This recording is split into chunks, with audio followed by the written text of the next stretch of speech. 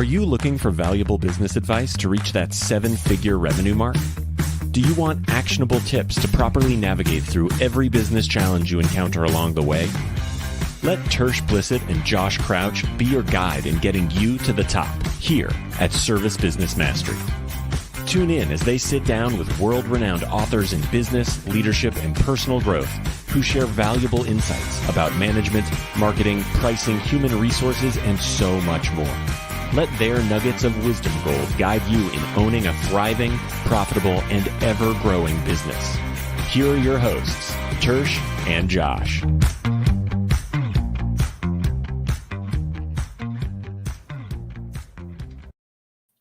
Hey, Pierce, welcome to the show. Thank you for having me, Tersh. Appreciate it. Absolutely. Hello, everyone out there in podcast world. Hope you're having a great day. And I'm excited to talk with Pierce today. We are going to talk AI, using AI or authentic. And we had a great conversation already before we even got started. And Pierce, tell us a little bit about your business, RealWork Labs. And I chuckle a little bit because we had this conversation earlier too, and it's not a clear cut, like super easy one word description. So tell me about RealWork Labs. So RealWork Labs, we are a software platform for home services, not in the traditional sense of your jobbers and your service titans. Those platforms help you manage sort of the back end of your business. RealWork Labs, in a nutshell, helps home service businesses both get and then map where their Google and Facebook reviews come from with photos and the jobs that they've done. So we kind of tap into the trapped value that sits within your FSM, what's sitting on your camera reel, the reviews you have on Google that are all lumped together. And kind of like a constellation, right? We just tie all the little dots together to create a lot of meaning for homeowners and people that find you around town. So it's really about a new unit of identity for a roofer, for an HVAC contractor that creates an asset out of the work you're doing and the reviews you do by combining them to create a more authentic brand identity for your business at the neighborhood level. So just all that. Yeah. And so it's not just a reputation management platform. You have the SEO value that you're bringing in there. And you shared that did you say next quarter that you'll be able to do some like campaigns with that information? Is that correct? Yeah. So the kind of unpacking the whole thing here. So as part of sort of a healthy SEO diet, absolutely. Some very interesting trends, since ChatGPT rolled out. Google has had its authentic content update where it, as a search engine, told everyone to stop creating content for search engines and start creating content for people, a people-first content approach. And even just in November, their last update where they give ranking priority to first-person perspective. The content and the reviews and enabling, and I hate to say this word, democratizing. Yeah. I read on LinkedIn somewhere, the next time someone says they're democratizing something, they're going to catch hands. So that guy out there, I hope you're not watching this. Sorry. But it's really about enabling your technicians to capture that content that's extremely valuable or tap into it and utilize throughout your ad campaigns, SEO. We are taking, when you imagine building an asset, taking the 100, 500 reviews on Google and placing those on a map, that interactive experience. When you have the location, the review, the job that you did, all the things that kind of amount to like the real identity of your business in that neighborhood. We are powering websites, powering field sales, but being able to scale and utilize that asset within your mailer campaigns, emailing campaigns. So when you send someone something, show them the reviews and the work that you got from near them, and not just something that's personalized at scale with AI, right? Yeah. Or a cookie cutter email campaign. actually scale something that's personal to them via location. Is Google able to scrape that or to crawl that within our like website? Yeah, if it's on page, um, which we obviously do, then it's able to read that information. Anything that's just on a map isn't an iframe, so it won't. But Right. if you have That's it what on that's what page, absolutely. So if you have, a service location page, so if you're doing roof repairs, and then you have your URL and, Memphis or a certain neighborhood, those typical pages, go look at your website. Who's that content written for? Is there the human Google. element? Is it written for Google? Yeah. Yeah, or is there just like a stock image, right? So you can absolutely utilize it, and it's on page. And based on everything Google's been saying and our own, success as a company, when you use this properly with your agency, it's very, very accretive for visibility, for sure. That's cool. So, is this going to pull information from our CRM and put it into there? Like, is there an integration with the CRM? Is that how it works? And are we going to, like, when you put the address in, is it going to take the metadata from the image to create the address, or are we going to manually put the address in?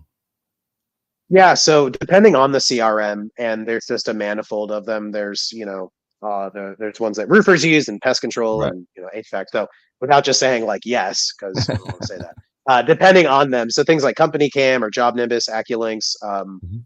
I forgot all of them that we have a full API with, but it's pulling that job data, it's pulling the photos, or we have an app to pull photos, and then it does preserve the metadata, so the location of the photo, so that that's auto filled in, or it's able to pull it from the CRM if the integration's there to streamline things. And it can also be done administratively, at a computer. Yeah, okay. So that's what I was going to ask. This is going to get rid of or potentially uh, remove the ability for people to purchase crazy amounts of fake Google reviews. As you know, as far as the authentic part of it goes, obviously you could still do it and they could still be listed there on your site or on Google. But adding the images, that would be pretty dang tricky to do if or time consuming to do if you went out and purchased 500 fake reviews. Yeah, I mean, I was talking with a roofer. I was helping one of my reps the other day, and his market, he's been around for, whatever amount of time, 15, 20 years. I can't remember if he's first or second gen roofer, but his big problem in his market is that there's this new company came out of nowhere. They've got like 500 reviews, swooping in, cutting him on price, and making his life and job really difficult, right? Mhm. So when it comes to that, the response we had, you can use platforms like us to get more reviews, and you should. But at the same time, getting in the rat race of like, well, they did it, and it's kind of like a cold war where it's Yeah. like you need to up the ante as well. What we found to be really helpful is one, adding depth to reviews, adding the low for with us location, right? Where did the review happen? They all just said on the GBP profile. Okay, cool. My homeowners don't even know if they're real. I actually don't have a way as a company Yeah. or a homeowner to distinguish real from fake, whether it's AI or fake reviews. I can't really tell. So when you corroborate and you have, and this is just for your business in general on any page, incorporating more data and seeing your technicians as content creators or tapping into the trapped value of that CRM is extremely valuable for your conversion rates, extremely valuable to Google. Um, so by adding depth, that's been a very effective strategy to drive conversion rate. And then at the same time, continuing to encourage high quality reviews, because when people do that, Google knows if a Gmail account was made and then 2 seconds later it left a review, right? If it doesn't have history Yeah. to it, Yeah. it's Yeah. not going to have the same weighting. So there's a degree that, yeah, they're playing the game for now, but I don't. I think the best way, if you're an established business, one, if you're a newer business, don't do that. You can try, but if you're an established business, it's the onus is on you to explain how you're different, get to know people, have them see your gravitas and maybe the charisma of your salespeople or your installer, and that's what separates your business. You're not even going to get all those chances though in today's world of reviews and Yeah. putting your best authentic image forwards. That's the best thing that you can do to combat that outside of, When you bringing say in a lot more good reviews. putting that best authentic image forward, what do you mean exactly by that? Like spell it out in detail for me as a contractor. Well, I suppose I can answer that with a question, but most of I'll put it this way. Most of your home service businesses, like you're watching this, you're saying, I'm a roofer, I'm a plumber, like you're a tradesman, you are a practitioner, okay, Mhm. um, of something that you do. And then what's been unfairly lobbied on top of your day is suddenly being good at digital marketing. And that's Yeah. when you turn to these Make sure I do agencies and a landscape picture and not a yeah. So, I vertical. mean, you've got you offload to a marketing agency, but then it's like you're busy, you're running your day, you're probably short on workers, and so at the end of it Yeah. all, you can wind up. And I encounter a lot of websites that are fairly interchangeable in the sense that you have stock photos, maybe one real one. It gets updated every once in a while, but a lot of the content. Do you read it? Have you ever read it? Right? Do you No, expect people to read it? it's just No. built for Google, you know? Yeah, exactly. So, that's what's why Google made that shift because it's not good for consumers.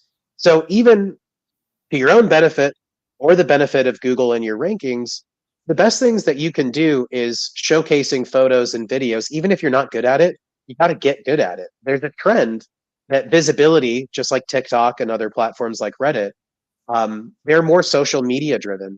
And you're going to continue to see that trend with Google. So if you're not good at getting your technicians to capture photos, you're not using a tool, you need to get one. And you need to have an ability through your agency and a better partnership to update pages with actual live things that you've done, right? Like tell people where jobs happen, right? When people see a dirty contractor, right? If you see a clean truck driving down the road, I'm not going to believe that that's actually a truck out there, that's hauling landscape or doing real work, right? Like No. it's okay to have imperfect images. You don't have to be a social media guru. Well, that's the Um, challenge as but a contractor. That's what I'm like, the guys they'll send a picture and I'm like, oh, I can see the brush mark from the last time that you brushed the van and then you ran down a dirt road and like it kind of got that dust on the side of it. I'm not going to use mhm, that image because you can see a little bit of dirt on the van. Like I want the vans to mhm. be perfect whenever they send me a picture of the van in front of No. somebody's house. And yeah, I know I get it 100%. Now, do you think that like we should be like doing selfies with it, like in front of and the other thing is the when we're putting these addresses and everything on our page, is there an aspect of like homeowner security type stuff whenever we do Yeah. something like that? Like, do we need to ask their permission first, or like the house is already listed on Google, like Mhm. we're not showing the That's a inside fair of the point. house? I think that they're kind of unpacking it. Like, first off, is we live in a postmodern advertising world. I mean, every banner image, every TV commercial, everything's pretty, everything's clean. We watch movies and historical movies, right? Everyone has like nice white teeth. It's like, Yep, no, it's not perfect. real. Yeah. So like staged post-production advertising and marketing is shown, at least in our studies with conversion rate and what we recommend to our client base, it's not super effective. There's moments, but you're not a real estate agent, right? Like people Right. know that contractors get their hands dirty and do real work. And showcasing that and having rough edges portrays and is expected of the industry. Um, and I think that this unrealistic social media sort of perfect lighting and whatnot, it actually hurts the image of authenticity because there's rough edges, right? Like your Mm, work gloves have holes in them, and that's okay. Like yeah. those kinds of elements, and especially in the world of AI, where is it real or is it not? It's the frayed edges that add that sense of like, okay, it's like your grandfather clock. It's got some nick, it's got some things in it and stuff. That's okay because it espouses the fact that it's been used and it's real. Um, at the same time, selfies, yeah. I mean, that's shown the number one Google rankings, number two conversion rates when a face is present is much higher. So if you're in an industry that's not super visually driven, like pest control or, plumbing, for example, like, oh, here's a toilet, like showing people doing work or a selfie. I mean, look at Facebook photos. Your friend posts on Facebook and they went to Italy. Are you really looking at the pictures of the landscape ones? Or are you really paying Right. attention to the ones where they're in it? You're going to pay attention to the ones when they're in it. And It's as far as crazy. addresses, You mentioned uh, the landscape thing and just taking pictures, like uh, going to places. Like I have to travel all over the country to do expo events for the podcast, which I enjoy doing. I said I got to do it. I get to do it, good too, yeah. and it is cool. But whenever we're out and about, any pictures that I ever take that are just of the landscape, like we went to Phoenix last year multiple times and riding down the road next to Red Rock stuff. It was like taking pictures of the backgrounds of all these things. You're like, that's cool and everything. But going back and looking, I'm like, I could just look at these things on Google. Like, Yeah. there's nothing cool about this image, because like when I was in person, it was really cool to see it. But looking back, it was like, it would be better to look at this image if had been a selfie image versus a picture Well, of and landscape. that sense of audience is important, Tersh, because one thing that RealWork does with our reputation platform is traditionally when you're requesting a review, right? And in today's world, you have to stand out more. There's more roofers, there's more people moving into home services, money is tighter, Yeah. and when money's tight, trust becomes more valuable. And so, traditionally, when you request a review, there's a link to your Google page. Maybe the platform you have has like your logo. We actually take the photos that your technicians are taking and include them in the review request. So when you have that sense of audience that you're proving to the homeowner, here's the work I did. Will you please leave me a Google review? That just makes common sense. It's So contextualizing reviews. what I hear you saying is that the technician must upload the images right then, like while they're on site, in order for the review request to have the proper images in it, correct? I can do it, before, after, but I do think, and we have shown that by including images of the work you do in the review request to a homeowner, you don't have to, Yeah. but if you do that, you substantially increase two things. You increase the likelihood of a response because you're actually showing them the work you did, right? Maybe they weren't on the roof with you, they weren't in the Oh yeah. attic, you Yeah. know, Yeah. so you're able to show them that, and it shows a degree of thoughtfulness. That's actually a good place to have some AI, is to like write up what you did, help with that generative component, which we're actually about to roll out next quarter.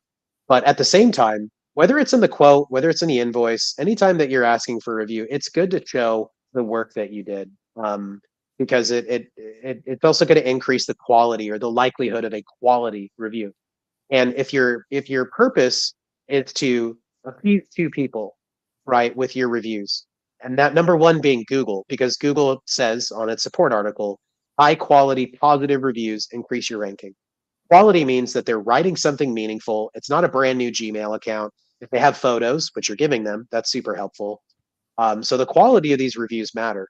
At the same time, um, you are getting responses from people that you can map and use as an asset later, right? Because if you were to take your 200 reviews, put it on the map, and then the 3 or 4 around each homeowner, when there's a thoughtful response from people, that's very helpful. So I would just say overall, if you're running a home service business, there's the traditional way of doing things, like how you ask for a review, but including photos and authenticating the work that you did, right? And corroboration, that is Mhm. your best ally. So we try and get video reviews. I Mhm. mean, we don't get a ton of them because most people are rather awkward about doing a selfie video on a review for an air conditioning replacement, and especially like we just installed it, so they don't really know if it's working great or not. Like, but whenever we sometimes ask for it, like so sometimes it's an awkward conversation. But when we get a person that's like over the top and they're like, thank you for the service and how great the service was and everything, they're usually a lot more willing to do that. But the problem is that I'm pretty sure you can't attach it to a review, a video. Is that correct? Yeah, so I don't think that I don't think GBP accepts video. So this would be a I don't think place so. that would go like, if you're using our platform or just for your own website, it goes on the map with the review, right? And that would be outside of GBP that you can use for your Google ads. And again, all this content, whether it can go to GBP or not, there's so many other ways that you can utilize video to power like you'll see an increase in quality with LSA most likely, but Google ads, landing pages, and let me ask this: why video? Why is that? Why is that like the next frontier, something like that? Is that why video stands Yeah, out? and being told that you need to get video reviews. Yeah. Well, here's the thing: video, it's very corroborative because it's Yeah. hard to fake, Yeah. right? So you could try to get. I mean, that's why video makes sense. And we have video reviews as well with what we do, as well as follow up to get that. But think about it. If you can ask someone for that video, maybe they won't do it on the spot, but them taking a selfie or doing a walkthrough and speaking, they're more likely to do that if you can take them back to the job that you did, right? And I think it's much more likely. But I would also challenge that, yes, most consumers, they're not going to leave great video reviews or want to do that. But the whole reason, like the nougat in why video is that it's very corroborative. It's mixing imagery, audio. It's hard to fake. AI hasn't taken over video just quite yet. Probably Right. why it's at the forefront.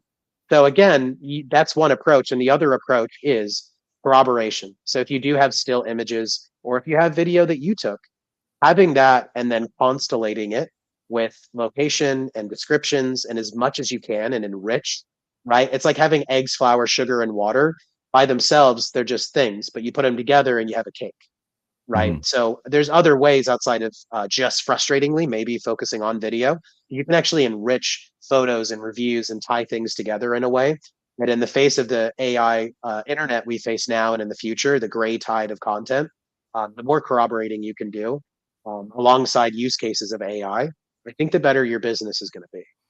So let me ask you this: what happens if we are? What's your thoughts on if we have this authentic review with a video and photos, and then you get an AI blog post written about X, Y, and Z thing, but you're putting this into it, so you're having AI do the writing of this, the copyright, but you're putting the your authentic video into this post. Yeah. So you're kind of hybriding it a little bit, but Yeah. I call that AI, right? Which is hybrid AI. And I think that's the right balance because look, we all know that AI is especially generative. And by the way, home services is a perfect use case for generative AI because as describers, writing things down, we're out in the field, it's difficult to do that. So mhm. it's about blending it together that I think is like a sandwich, right? So you have the generative components, and then if you have the authentic piece mixed in, I mean, the alternative, which I'm going to be honest, in today's world, blog posts to me, like you, the owner of your business, did you write it? Like, was an I, actual master plumber writing that article, or did your agency do it? And I'm not saying this is bad for agencies because they could do this, it's their job. But are they using a VA? Is it ghost written? Are they using AI? So at the end of the day, trust spirals downwards. And of the incorporation of authentic content in that blog post, again, ranking or signals from Google directly say that that's a benefit to that blog, to that page. And I think it's a much healthier blend that still conducts trust between you and your audience. Because there's always that tinge of like pure AI where you're like, I know this isn't real. And I think that should really try to be avoided at all costs. yeah, because I'll go on a post and even the reviews, and you can tell the ones that are fake, and you can tell the ones that were purchased on Fiverr or whatever platform Mhm. there is out there for someone who is not a native English speaker creating an English review, and they can be cringeworthy for sure whenever you're Yeah. you're reading them and then reading the reviews that go along with it. Let me ask you this, and you may not know this, this may not be a thing that you've done any research on, but when it comes to the response to the review, we all know that speed is what's important. Making sure that you get that response or that review responded to first off, and then responded to in a quickly in a speedy manner. How is it important, or is it not important to do any kind of, for lack of better term, keyword stuffing in the response? Well, I haven't seen anything as far as especially like I always, whenever we read the tea leaves, you have to go to Google, you look at their core updates, you look at Yeah. their support articles. So, they just say that responding to reviews, and they give no indication on AI or otherwise. Although I do think it's fairly self-evident that um, the keywords being in the reviews you receive are highly impactful to visibility. But two things: review responses, in my mind, are a really adequate application of an AI response, um, because you kind of generally have the same reaction to Yeah. reviews that can come in, unless it's a negative review, and then you don't want to use AI as often. But I don't think there's nothing that I've read or seen as far as their responses to them. Responding in general, and having some bad reviews, to be honest, is a good thing. Like, Right. if you have And a five seeing star how you rating, responded to them. yeah, exactly. Like a 5-star rating, according to studies that we've done, a white paper we put out across roofers in Texas, was not good. What we saw, and there can be reasons why, but people with 5 stars could just have fake reviews. That could be indications of that they rank lower. But generally, what we saw is there's a clear, um, like 4.6 to 4.7 rating, where you had the highest population reach and appeared in the most zip codes.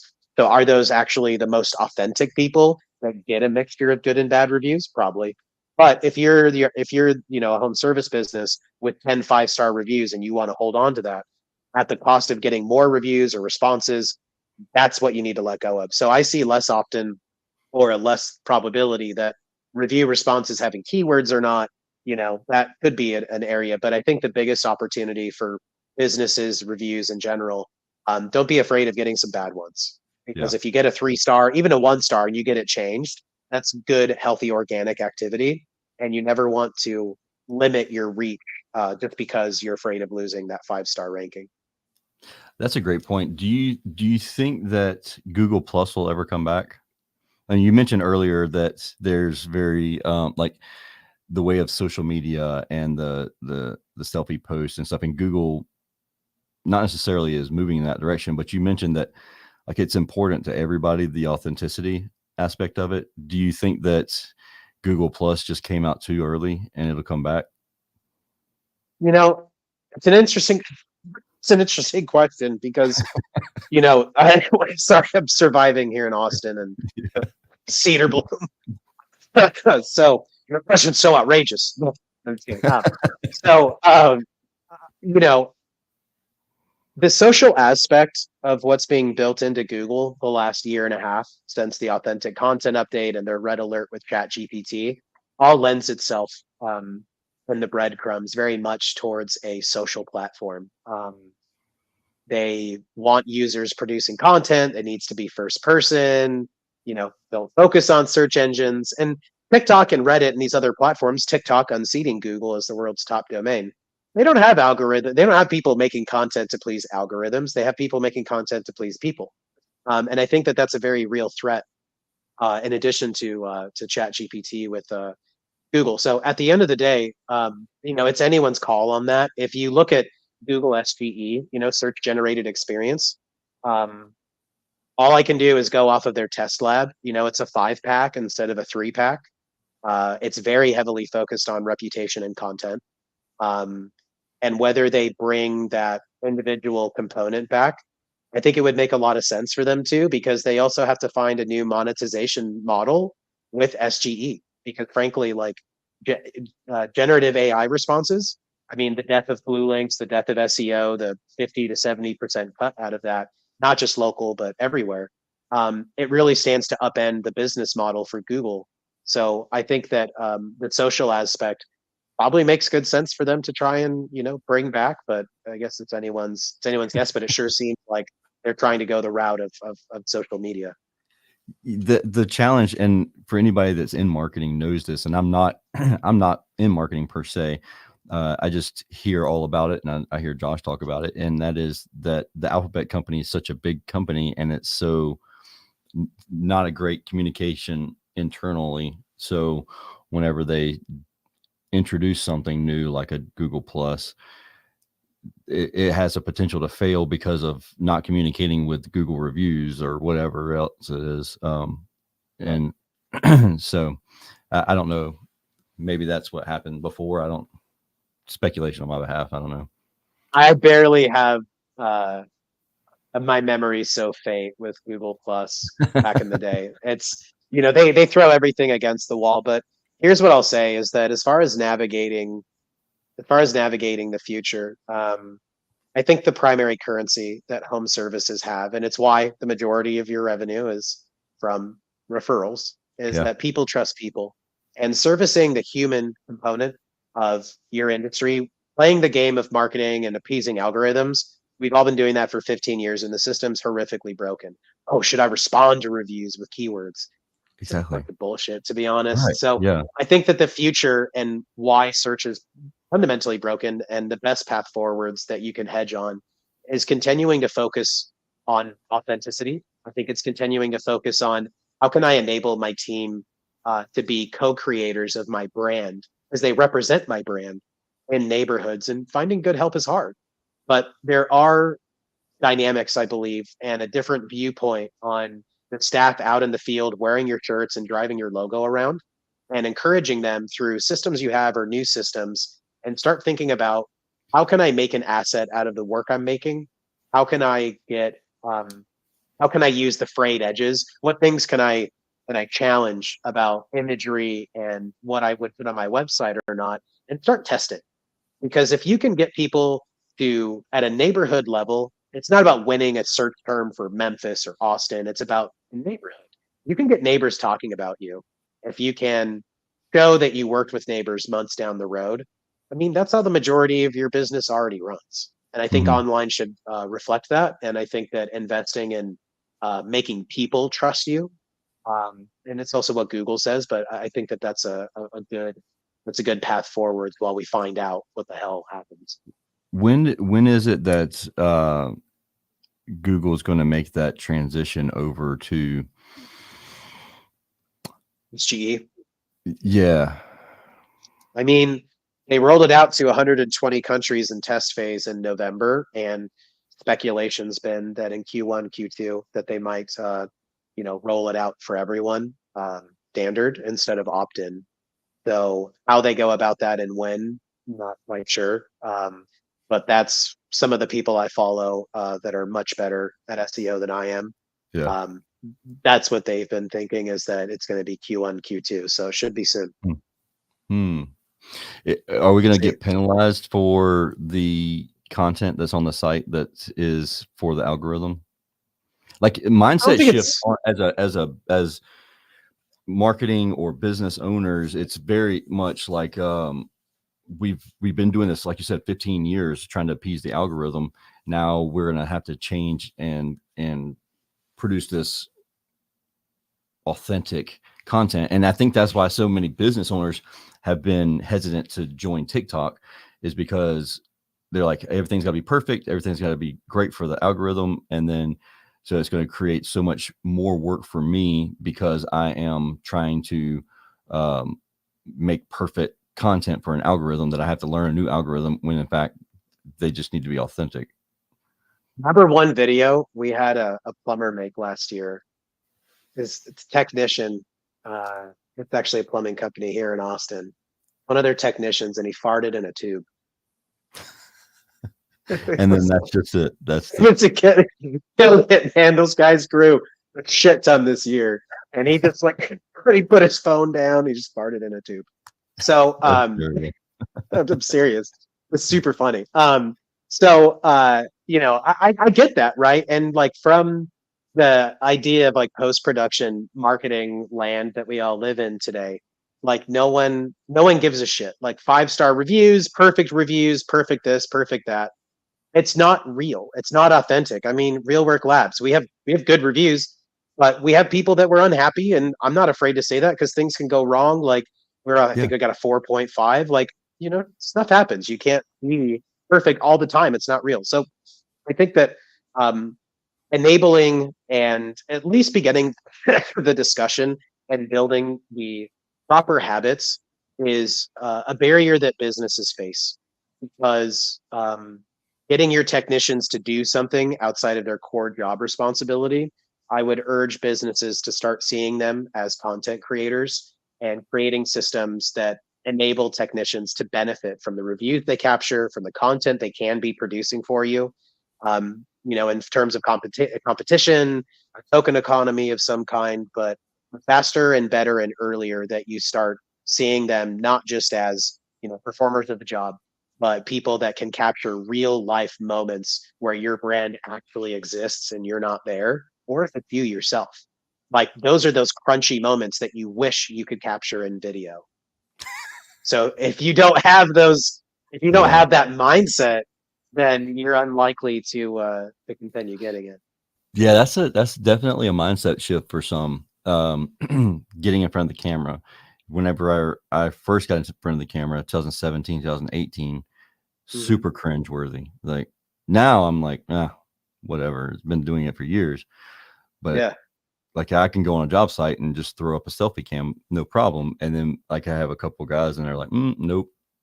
No, I need I to want to make do sure it. I cut my beard first and make sure I clean this up and clean that up. And like, or I don't want to be my face on camera and stuff like that. I'm just awkward on camera. And I think that people need to Yeah. realize that the more you do it, the better you get at it. If you go back and listen to episode 1, Yeah. 2, 3 of the Service Business Mastery Yeah. podcast, horrible, like terrible stuff. But those are my most downloaded and most listened to episodes because they are the most authentic of any episodes. Not saying that this is inauthentic by any means, but those Mhm. are the ones where I made lots of mistakes and just left them in there. Yeah, 1,000%. So collaboration's key. Get good at capturing, or you Yeah. can get good. You don't have to get good at it. Just have it. And I think that as we've seen, I'm spending more. Triggered my Alexa. Oh, there's a bird. Uh, that's so random. As we see the phrase "I'm spending more" and getting less, okay, which is a pretty common phrase I've heard over the past Mm-hmm. year, then you can be a brand or an anti-brand. Try it. Try running a campaign with real content. Try going into your FSM. Try going into Job Nimbus, whatever. Pull some photos and try it. See what happens. I think you'll be surprised. That's cool. Pierce, how can people connect with you? They can go to our website if you're interested in seeing Yeah. how to map your reviews and how to create a neighborhood brand identity, scale it, and have authenticity at every job you have. RealWork Labs would love to work with you. You can actually just email me directly. It's just my name here on the screen, Pierce at RealWorkLabs, LABS.com, or you can head to the website, RealWork Labs, not Real Works. People tend to say that. It's okay. I But said it's that. Real I Work said that in the Labs. You intro. I did. caught it. As soon as I said it, I I was like, know. I don't think that's right. Oh, that's okay. It's totally fine. It happens a lot. But yeah, head to the website, check out what we have there. Feel free to fill out. If you mentioned that you heard us here on the podcast, we are waiving our agreements, doing some discounting for the first 10 people. And when you reach out, highly encourage that you have your agency in mind because the real unlocking of the ROI here, it's not just for your business, but if you have a web agency, web guy, whoever, them being able to tap into all this data and using it throughout your website is extremely transformational. So we'd love to hear from you. We'd love to throw some discounts as well as, have that agency in mind so we can partner up and really create some interesting use cases and hopefully have a follow-up conversation Yeah, with you guys on those results. that'd be cool. That'd be awesome. I appreciate you hanging out Yeah. with me, Pierce. Absolutely. Same to you, Tersh. If anybody has any questions, don't hesitate to reach out to Pierce, his team. If you have any questions for myself, servicebusinessmastery.com. And until we talk again next week, I hope you have a wonderful and safe week. We'll talk to you soon.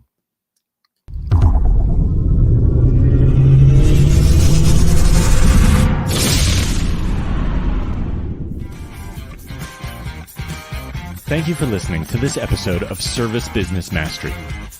Now that you are equipped with essential business advice from this impactful conversation, you are one step closer to becoming the successful owner of your dreams.